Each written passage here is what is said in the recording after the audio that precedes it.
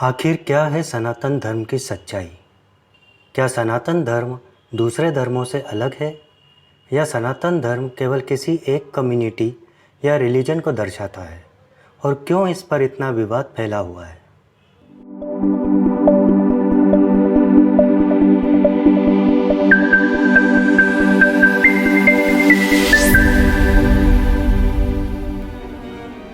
संस्कृत भाषा में धर्म की परिभाषा है धरायति इति धर्म, यानी धर्म वह है जो हर चीज़ को एक साथ जोड़े रखता है या संरक्षित बनाए रखता है। धर्म किसी भी जाति या रिलीजन से ऊपर है।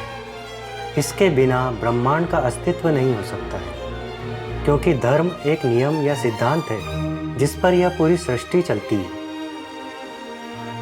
सनातन का मतलब होता है शाश्वत, अविनाशी या अनादि, जिसका कोई आरंभ और अंत नहीं है। अतः सनातन धर्म ही परम शाश्वत नियम है। किसी भी चीज़ के निर्माण के लिए निर्माता और सामग्री आवश्यक है, लेकिन सृष्टि के निर्माण के लिए निर्माता और सामग्री दोनों एक ही है, और वो है ब्रह्म। उपनिषद के अनुसार सर्वम खल्विदम ब्रह्म, अर्थात सब कुछ ब्रह्म है। इसी ब्रह्म से ब्रह्मांड की रचना हुई और इसी ब्रह्म में समा जाएगी। संसार में सजीव, निर्जीव, चल अचल या भौतिकवादी और गैर भौतिकवादी जितनी भी चीज़ें हैं, सब ब्रह्म है। जब हम अपने मन में इस एकता का अनुभव करते हैं तो इस सृष्टि की सभी चीज़ों में प्रेम और लगाव की अनुभूति होती है। प्रश्न यह उठता है कि कब और किसने सनातन धर्म की खोज की और इसे बनाया।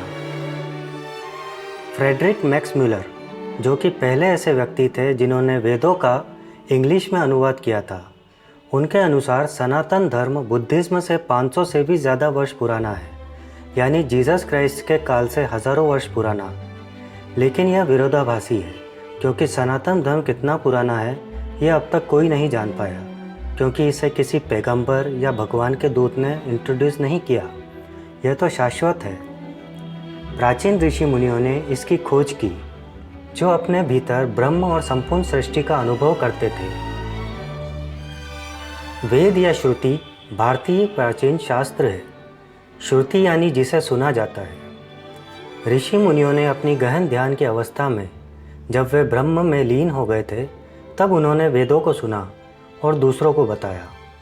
इस प्रकार वेदों या श्रुतियों की खोज हुई। वही स्मृतियों की उत्पत्ति मनुष्य के बुद्धि से उत्पन्न हुई। स्मृति यानी जिसे याद किया जा सके। इसका मतलब है वेद जिसे सिर्फ सुना गया था, और स्मृति मानव मूल की है और लिखित थी। श्रुति और स्मृति दोनों ही काफ़ी विशाल है। श्रुति में 4 वेद आते हैं और स्मृति में 6 वेदांग, 4 उपवेद, 7 धर्मशास्त्र, 6 दर्शन शास्त्र, 3 अगम, 2 इतिहास और 18 पुराण आते हैं। वेद शब्द मूल शब्द विद से लिया गया है, जिसका अर्थ होता है जानना। यह ज्ञान के प्रारंभिक भंडार है और अनंत है। ऋषि वेद व्यास ने वेदों को 4 भागों में बांटा: ऋग्वेद, यजुर्वेद, सामवेद और अथर्ववेद। इनमें से सभी के 4 भाग हैं: संहिता, ब्राह्मण, आरण्यक और उपनिषद। इनमें से पहले 2 संहिता और ब्राह्मण कर्म कांड और मंत्रों के उच्चारण के बारे में बताते हैं। आरण्यक इन सब कर्म कांड के पीछे की फिलॉसफी को बताता है। वहीं उपनिषद, जिसे वेदांत भी कहा जाता है, इसमें आध्यात्मिक ज्ञान शामिल है। उपनिषद को वेदांत इसलिए कहा जाता है क्योंकि यह वेदों के निष्कर्ष या कंक्लूजन को दर्शाता है। उपनिषद में उच्चतम ज्ञान है, जो कि सनातन धर्म का ज्ञान है। उपनिषद के अनुसार स्पिरिचुअल इवोल्यूशन या आध्यात्मिक प्रगति के 4 स्टेप्स होते हैं।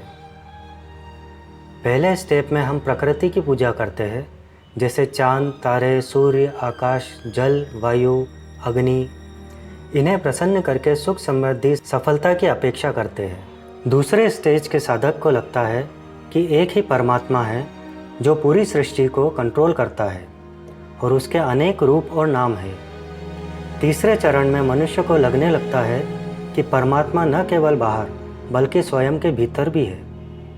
और अंतिम चौथे चरण में साधक इतना ज्ञानी हो जाता है कि वह अपने नश्वर देह को भूलकर और जगत की मोह माया से परे वह हर जगह ब्रह्म का साक्षात्कार करने लगता है। उसका सारा दुख दूर हो जाता है और परम आनंद की अनुभूति करने लगता है। वह सभी प्राणियों में दिव्यता और एकता का एहसास करता है। यही सनातन धर्म है जो कि उपनिषद में वर्णित है। इस प्रकार उपनिषद सनातन धर्म का पहला ग्रंथ है। संसार के सारे धर्म इसी कैटेगरी में आते हैं, चाहे यह ज्ञान किसी भी देश में या किसी भी श्रेष्ठ पुरुष के द्वारा दिए गए हो। सब धर्म का एक ही लक्ष्य या सिद्धांत है जो कि सनातन धर्म में बताया गया है, अर्थात यह संपूर्ण मानव जाति से संबंधित है। ऐसा नहीं कि यह भारत में खोजा गया तो यह केवल भारत के लोगों के लिए या हिंदुओं के लिए है। जैसे लॉ ऑफ ग्रेविटेशन न्यूटन ने 340 वर्ष पहले खोजा, लेकिन ग्रेविटी तो पहले भी थी और न्यूटन इंग्लैंड के थे, तो ऐसा नहीं कि यह लॉ केवल वहीं लागू होगा। ऐसे ही सनातन धर्म का ज्ञान चाहे पहले भारत में खोजा गया हो, पर यह धर्म या लॉ पूरे विश्व के लिए सत्य है। प्राचीन ऋषियों ने जिसने सनातन धर्म की जानकारी दी, उनमें से किसी ने यह नहीं कहा कि वह पहले है जिसने इसकी रचना की। उन्होंने अपने अंतर्ज्ञान की शक्ति से इसे जाना और लोगों तक पहुंचाया। इसी किसी मानव ने नहीं रचा, इसीलिए इसे अपौरुषीय भी कहते हैं। दुर्भाग्यवश कई हजारों शताब्दियों की अवधि में कई उपनिषद मानव स्मृति से गायब हो गए।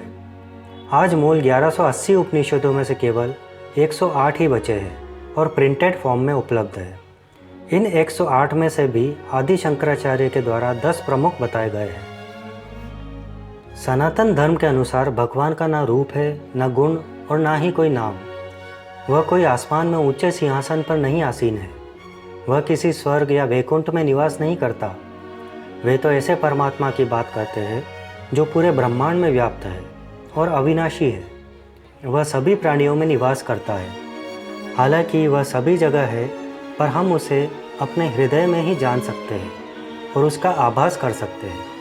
यही एकमात्र रास्ता है सांसारिक दुखों से मुक्त होकर परम आनंद को प्राप्त करने का। ब्रह्म वेद ब्रह्मेव भवति, अर्थात जो ब्रह्म को जान लेता है वह खुद ब्रह्म बन जाता है।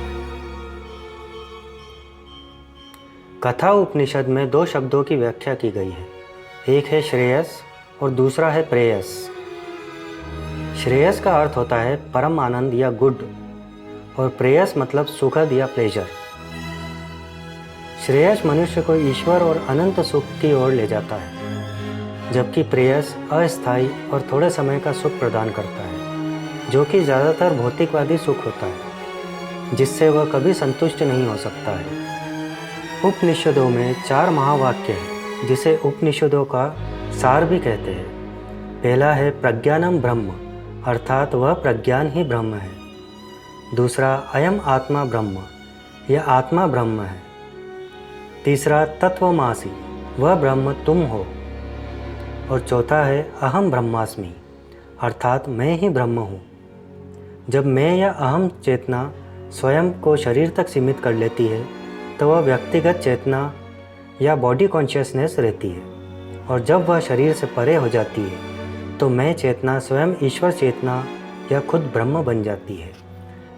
सनातन धर्म के अनुसार मनुष्य तब तक जन्म मरण के बंधन में बंधा रहता है जब तक कि वह संसार के मोह माया के बंधन को त्याग नहीं देता और उसकी आत्मा ब्रह्म और उसकी दिव्यता में एकता का ज्ञान नहीं हो जाता। तब तक उसका इस संसार में पुनर्जन्म होता रहता है। 3 तरह से मनुष्य को ब्रह्म का ज्ञान हो पाता है। श्रवण यानी सुनना, मनन यानी चिंतन या कंटेम्पलेशन, और तीसरा निधि ध्यासन यानी मेडिटेशन। इतिहास के अध्ययन से पता चलता है कि जो भी सो कॉल्ड या तथाकथित जिन्हें हम धर्म के संस्थापक के रूप में जानते हैं, वे सब आध्यात्मिक गुरु थे, जिन्हें भगवान, भविष्यवक्ताओं या मसीहाओं के रूप में जाना जाता है। रिलीजन तो उनके अनुयायियों ने बनाए हैं, जो कि लोगों का समुदाय था। इन्हीं समुदायों का नाम रिलीजन पड़ा। इन आध्यात्मिक गुरुओं के अनुयायियों ने अपने गुरुओं की शिक्षाओं के प्रैक्टिस के लिए समुदाय बनाए, लेकिन लोगों ने इन्हें अलग अलग धर्मों का नाम दे दिया। समय के साथ यह एक पॉलिटिकल गेम बन गया, संख्याओं का और आरक्षणों का। यह इसलिए हुआ कि लोग अपने धर्म का सही एम और मतलब भूल गए। इतिहास गवाह है कि जितना खून रिलीजन्स के कारण बहाया गया है उतना और किसी कारण के नहीं बहा। इस तरह के हालात को देखकर कार्ल मार्क्स ने कहा था कि रिलीजन्स प्रगति के लिए अफीम की तरह है। सभी धर्म एक ही बात सिखाते हैं और वो है आध्यात्मिकता। यह ऐसा है कि जैसे आध्यात्मिकता एक सिलेबस है और रिलीजन्स अलग अलग स्कूल्स हैं जो अपनी तरह से इस आध्यात्मिकता का सिलेबस पढ़ाते हैं। इन स्कूलों के टीचर्स अलग हो सकते हैं, बिल्डिंग्स अलग हो सकती है, लेकिन पढ़ाई स्पिरिचुअलिटी की ही होगी। स्पिरिचुअलिटी या आध्यात्मिकता सभी रिलीजन्स की एकमात्र उत्पत्ति है। रिलीजन शब्द लैटिन शब्द रेलिगेयर से आता है, जिसका अर्थ है बंधे होना, मतलब किसी एक सोर्स का ब्रह्म से बंधा होना। धर्म बताते हैं कि जो अमर है मनुष्य के भीतर, वह उसकी आत्मा है। जब मनुष्य का इसका पूर्ण ज्ञान हो जाता है तो इसे हिंदू धर्म में कहते हैं मोक्ष, क्रिश्चियन इसे किंगडम ऑफ हेवन कहते हैं, बुद्धिस्ट धर्म में निर्वाण और पारसी धर्म में अमृताट कहते हैं। यह आध्यात्मिकता की सर्वोच्च स्थिति है जिसे मनुष्य पूर्ण पवित्रता और निस्वार्थता से पा सकता है। इसका मतलब आध्यात्म हर धर्मों में सनातन धर्म का सार है। जो लोग हिंदू धर्म को ही सनातन धर्म से जोड़ते हैं वो सरासर गलत है। सनातन धर्म तो सर्वोच्च आध्यात्मिक सिद्धांत है जो ब्रह्मांड को नियंत्रित करता है और यह सभी धर्म की नींव है। सनातन धर्म सभी की एकता और दिव्यता की अनुभूति को रिप्रेजेंट करता है, जिसे युगों से दुनिया भर के सभी ऋषि मुनियों मसीहाओं ने अनुभव किया। हालांकि यह सत्य है कि हिंदू धर्म सनातन धर्म के आधार पर उत्पन्न होने वाला पहला धर्म है, लेकिन हिंदू धर्म भी लोगों का एक समुदाय ही है जिसे मूल रूप से भारतवर्ष के नाम से जाना जाता था। हिंदू शब्द भारत का नेटिव शब्द नहीं और ना ही यह किसी प्राचीन धर्म ग्रंथ में मिलता है। यह एक फारसी शब्द है। प्राचीन काल में देश को सप्त सिंधु या 7 नदियों की भूमि कहा जाता था। फारसी लोगों ने इसे सिंधु से हिंदू कर दिया, जो कि सिंधु नदी के पूर्वी दिशा की तरफ के लोगों को संबोधित करता था। ग्रीक लोग इसे इंडस रिवर कहते थे। इस प्रकार सिंधु शब्द करप्ट होकर हिंदू बना। हर किसी को बिना मजबूरी के किसी भी धर्म का पालन करने की पूर्ण आज़ादी है और अगर वो चाहे तो वह किसी भी धर्म का पालन ना भी करे। जब वह किसी भी धर्म का पालन नहीं करेगा तो यही उसका धर्म बन जाएगा। यह सब तभी संभव है कि जब मनुष्य सभी धर्मों का आदर करे और अपना लक्ष्य आध्यात्मिकता पर फोकस करे और दूसरे धर्मों को अपनों से नीचा या नंबरों या उसकी प्रैक्टिस के अनुसार ना तोले, क्योंकि सभी धर्म सनातन धर्म के सार है और जो एक ही बात सिखाते हैं कि यह सारा संसार एक परिवार है। सनातन धर्म कोई रिलीजन नहीं है, पर यह एक विशाल वृक्ष की जड़ें है और सारे धर्म या रिलीजन्स इसकी शाखाएं हैं। यह पेड़ एक विश्वव्यापी पेड़ को दर्शाता है। जैसा कि दलाई लामा ने कहा कि दुनिया के सभी धर्मों का एक समान उद्देश्य है, इसलिए इनके बीच सद्भाव आवश्यक है। श्री रामकृष्ण परमहंस, जिन्होंने अनेक धर्मों की शिक्षाओं को सीखा, वे कहते हैं कि कोई भी व्यक्ति किसी भी धर्म का अभ्यास करके अपने आध्यात्मिक लक्ष्य तक पहुंच सकता है, जहां वह परम आनंद की दिव्यता में लीन हो सकता है और अंत में निर्वाण या मोक्ष को पाकर खुद ब्रह्म बन सकता है।